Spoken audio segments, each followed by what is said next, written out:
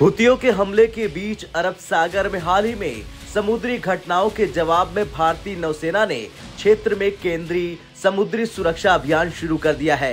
भारतीय नौसेना ने बड़ा बयान जारी किया जिसमें कहा गया कि नौसेना ने समुद्री सुरक्षा और समुद्री गतिविधियों की सुरक्षा सुनिश्चित करने के लिए युद्धपोतों की स्थिति में इजाफा किया है। इसके साथ ही साथ हवाई और निगरानी सुरक्षा भी बढ़ा दी है।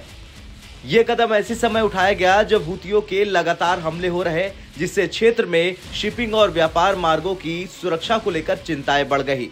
शायद यही वजह है कि नौसेना ने कहा कि क्षेत्र में भारतीय नौसेना के युद्धपोतों और हवाई निगरानी की उपस्थिति बढ़ा दी गई है। नौसेना प्रयासों के प्रभावी सुरक्षा उपायों को लागू करने के लिए राष्ट्रीय समुद्री एजेंसियों के साथ सक्रिय रूप से सहयोग कर रही। इन ऑपरेशनों का पहला टारगेट अरब सागर को सुरक्षित करना और व्यापारिक समुद्री गतिविधियों को संभावित खतरों से बचाना है। उम्मीद है कि बढ़ी हुई नौसैनिक उपस्थिति एक निवारक के रूप में कार्य करेगी और समुद्री पर्यावरण की पूरी सुरक्षा और स्थिरता में योगदान देगी।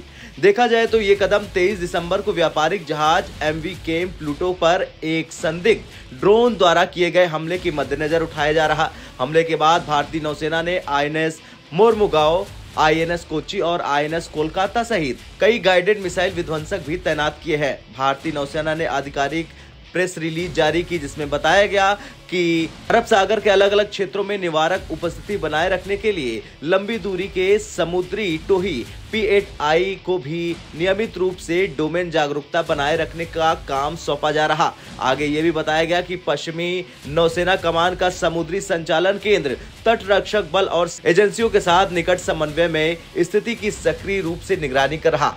उसके आने के बाद भारतीय नौसेना की विशेष टीम ने हमले के टाइप और नेचर की शुरुआती जांच के लिए जहाज का निरीक्षण किया। जहाज पर पाए गए मलबे के विश्लेषण से ड्रोन हमले की ओर संकेत मिलता है, लेकिन इस्तेमाल किए गए विस्फोटक के प्रकार और मात्रा सहित हमले के वेक्टर को स्थापित करने के लिए आगे फॉरेंसिक और तकनीकी विश्लेषण की आवश्यकता होगी। भारतीय नौसेना के बयान के अनुसार नौसेना की विस्फोटक आयु टीम द्वारा विश्लेषण पूरा होने पर अलग अलग एजेंसियों द्वारा एक संयुक्त जांच शुरू कर दी गई है और एमवी केम प्लूटो को मुंबई में उसके कंपनी प्रभारी द्वारा आगे के संचालन के लिए मंजूरी दे दी गई है।